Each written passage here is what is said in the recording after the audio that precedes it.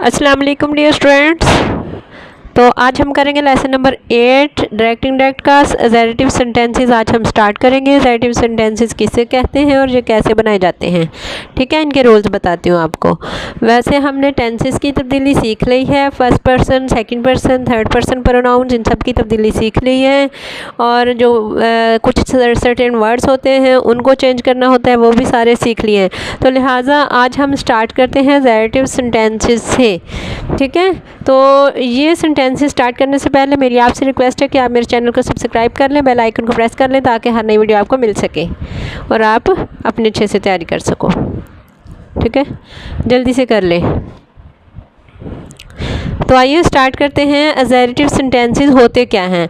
असेर्टिव sentences, असेर्टिव का मतलब होता है ख़बर देने वाला या बयान करने वाला। तो क्या असेर्टिव सेंटेंसेस ख़बरिया जुमले या बयानिया जुमले जिनमें कोई बयान दिया गया हो या कोई ख़बर दी गई हो, ऐसे तमाम जुमले जो होते हैं वो असेर्टिव सेंटेंसेस कहलाते हैं, ठीक है।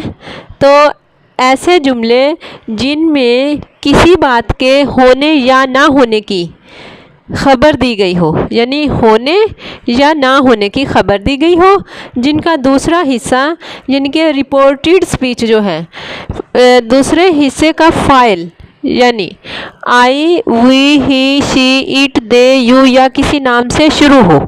इस तरह से इनका दूसरा हिस्सा शुरू होता है, यानी किसी ना किसी नाम से या फिर ही, शी, इट यानी किसी नाउन या प्रोनाउन से शुरू हो रहा होता है। ये बात ज़हन में रखिएगा, यानी हेल्पिंग वर्ब से शुरू नहीं होगा, नाउन या प्रोनाउन से शुरू हो रहा होगा, ठीक है।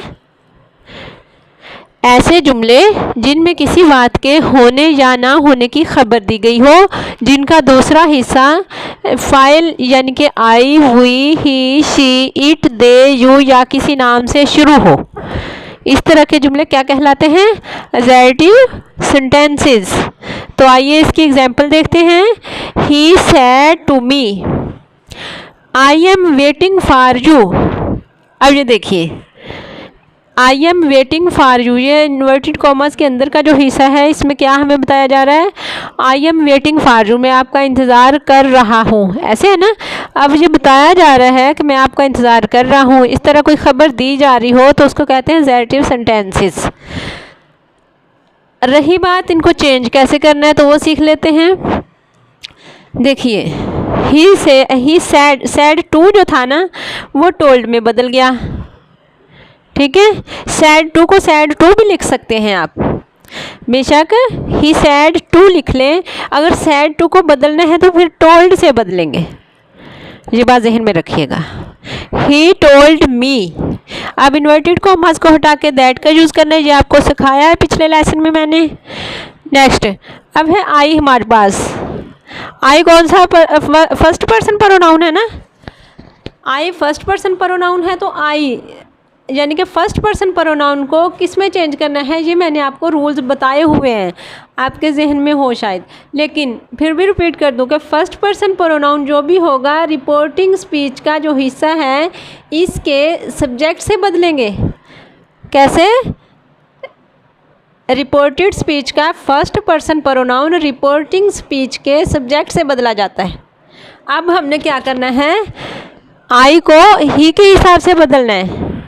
इधर हमारे पास आई था ना, तो अब इसके हिसाब से यानी सब्जेक्ट के हिसाब से बदलेंगे तो क्या आ जाएगा, इधर भी आई जो था वो अपनी फाइली हालत में था तो लिहाजा ही की भी फाइली हालत ही लेंगे, ही आ गया। इधर से देखते हैं हालत कौन सी है, कौन सी हालत यूज़ हुई है। इधर से फिर हम उसकी वही हालत लेते हैं जो इसकी हालत यूज़ होती है, यानी आई जो है वो सब्जेक्टिव हालत है तो ही की सब्जेक्टिव हालत में ही है, इसलिए ही आ गया। He told me that he, ठीक है। और इज एम आर को हमने पढ़ा था वाज वर्ब में चेंज करना, ऐसी है ना। तो ही के हिसाब से वाज आना है, लिहाजा वाज लगा दिया। He was waiting for you, you था तो यू को किससे बदलना है, ये सेकंड पर्सन प्रोनाउन आ गया है ना।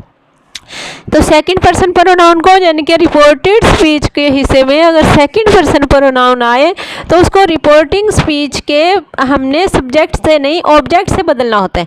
फर्स्ट पर्सन को सब्जेक्ट से, सेकंड पर्सन को ऑब्जेक्ट से, ठीक है ना।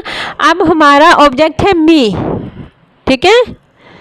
तो इधर जो यू लगा हुआ ना, यू, योर, यू, ये भी इसकी थर्ड फॉर्म लगी हुई है, ठीक है, यानी कि उसमें ऑब्जेक्टिव हालत लगी, ये सब्जेक्टिव हालत वाला यू नहीं है, ऑब्जेक्टिव हालत वाला है। इधर से हमारे पास इधर भी ऑब्जेक्टिव हालत ही है आई की, आई माई मी होता है ना, आई जो है सब्जेक्टिव हालत है, माई जो होता है वो होती है मलकियती हालत, तो यानी कि पॉजेसिव हालत। तो जो मी है वो होती है ऑब्जेक्टिव हालत, यानी कि मफूली हालत।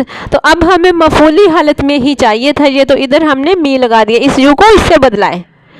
He told me that he was waiting for me, ठीक है ना। इस तरह से ये सेंटेंस हो गए। तो इनके रूल्स क्या हैं इनको चेंज करने के, वो एक दफ़ा आपको बता दूं। से या सैड टू को वैसे ही लिख दिया जाता है, या फिर से को टेल में और सैड टू को टोल्ड में बदल देते हैं। आप इनको से या सैड टू वैसे का वैसे लिख लो, या से को टेल में और सैड टू को टोल्ड में बदल दो, ठीक है, नंबर 1। और नंबर 2, कॉमास को ख़त्म करके दैट लगाते हैं, ये आपको पीछे भी मैं बता चुकी हूँ। टेल या टोल्ड के बाद टू हरगिज़ इस्तेमाल नहीं करते। जब आप जैसे हमने ये पढ़ा था, इधर हमने सैड पढ़ा था, इधर हमारे टेल या टोल्ड, जब हम ये देख टोल्ड यूज़ किया है ना, तो इसके बाद ये वाला टू नहीं लिखते, सैड टू की जगह पे ही टोल्ड आता है, इसलिए लिहाजा टू को हज़फ कर देते हैं, यानी सैड टू को टोल्ड में बदला जाता है। तो कैसे, टेल या टोल्ड के बाद टू हरगिज़ इस्तेमाल नहीं करते, ठीक है ना। एग्जाम्पल देखिए, he said to me you are a clever boy. He said to me you are a clever boy. अब हमने इसको कैसे चेंज करना है, आप देखो, पहले तो इतने में से सैड टू को देखेंगे, हमने सैड टू को टोल्ड में बदलना है, या नहीं भी बदलना तो सैड टू ही लिख सकते हो। मैंने लिख दिया ही टोल्ड मी, यहाँ तक हो गए। ये रिपोर्टिंग स्पीच का हिस्सा, इन्वर्टेड कॉमास को हटा के दैट आ गया, ठीक है। आप देखें, you are a clever boy, ये है रिपोर्टेड स्पीच वाला हिस्सा। रिपोर्टेड स्पीच के सेकंड पर्सन प्रोनाउन को रिपोर्टिंग स्पीच के ऑब्जेक्ट से बदलना है, तो रिपोर्टिंग स्पीच का ऑब्जेक्ट है मी, ठीक है। इधर हमारे पास यू जो था वो अपनी सब्जेक्टिव हालत में था, लिहाजा मी की सब्जेक्टिव हालत क्या है वो लेके आनी है। मी की सब्जेक्टिव हालत होती है आई, इधर हमने फिर यू की जगह आई बदल दिया, ठीक है। और ये टेंस कौन सा है, टेंस की तब्दीली करनी है। अब आर लगा हुआ है, आर हो तो हम किस में चेंज करते हैं, इज एम आर वाले टेंस को वाज वर में चेंज करते हैं, यानी कि प्रेजेंट कंटिन्यूस को पास्ट कंटिन्यूस में चेंज करते हैं, लिहाजा आर की जगह पर वाज आ गया। I was a clever boy, ठीक है, समझ आ गया। I was a clever boy. You को कैसे बदला आपने, इधर सब्जेक्टिव हालत में यू था तो इसकी सब्जेक्टिव हालत आई है, आई आ गया। बाकी सारी चेंजिंग आपको पता चल गई। Is it clear? Next, Jamil will say, I shall write a letter today.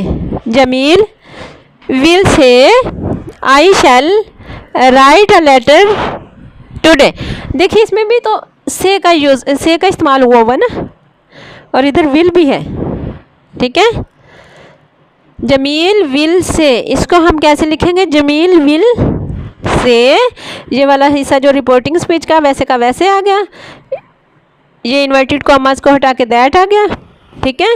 और आई कौन सा पर्सन है, फर्स्ट पर्सन प्रोनाउन है ना आई, तो फर्स्ट पर्सन प्रोनाउन को हमने रिपोर्टिंग स्पीच के सब्जेक्ट से बदलना है। इधर हमारे पास सब्जेक्ट है जमील, तो लिहाजा जमील की जगह पर क्या यूज़ हुआ, ही, दैट ही। अब शैल को चेंज करना किसके हिसाब से, ही के हिसाब से। ही हमारे पास ही के साथ तो विल लगता है ना, आई और वही हो तो फिर शैल लग जाता है। इधर आई था शैल लगा है, इधर हमारे पास ही है तो इसके साथ विल लगा है। ये क्यों चेंज नहीं हुआ है, वैसे तो शैल विल को वुड में चेंज करते हैं, जो आपने टेंसेस की तब्दीली पढ़ी थी ना, क्योंकि इधर आया हुआ है जमील विल से बात हुई है, लिहाजा इधर से टेंस की तब्दीली नहीं होगी। जब इस तरह से में बात हो तो तब्दीली नहीं होती, सैड में हो तो फिर होती है। दैट ही की समझ आ गई ना कैसे आया हुआ है, he will write a letter.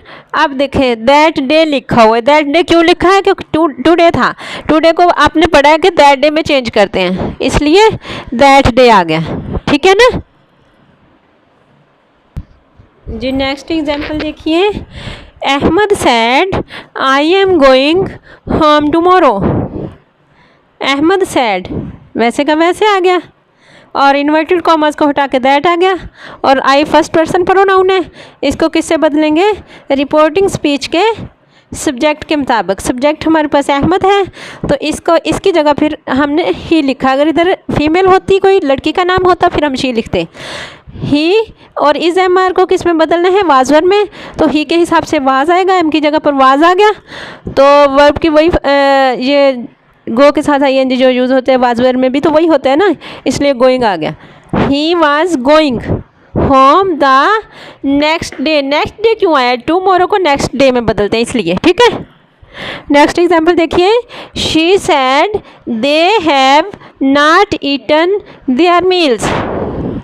She said वैसे का वैसे, इन्वर्टेड कॉमर्स को हटा के दैट आ गया, और दे कौन सा पर्सन पर थर्ड पर्सन प्रोनाउन है ना, ही शी इट दे, ये फर्स्ट पर्सन प्रोनाउन नहीं होते ना सेकंड होते हैं, ये थर्ड पर्सन प्रोनाउन होते हैं। इनको हमने कैसे पढ़ा था, इनकी चेंजिंग, कि इनको हम नहीं बदलते, इनको वैसे का वैसे लिख देते, लिहाजा दे का दे आ गया। और हैज़ हैव को किस में बदलते हैं, हैड में बदलते हैं, हैव की जगह पर हैड आ गया। दे हैड नॉट, तो नॉट को हम कुछ नहीं कहेंगे, अगर नॉट इधर हमारे पास डायरेक्ट में होगा तो इनडायरेक्ट में अपनी जगह पर ही रहेगा।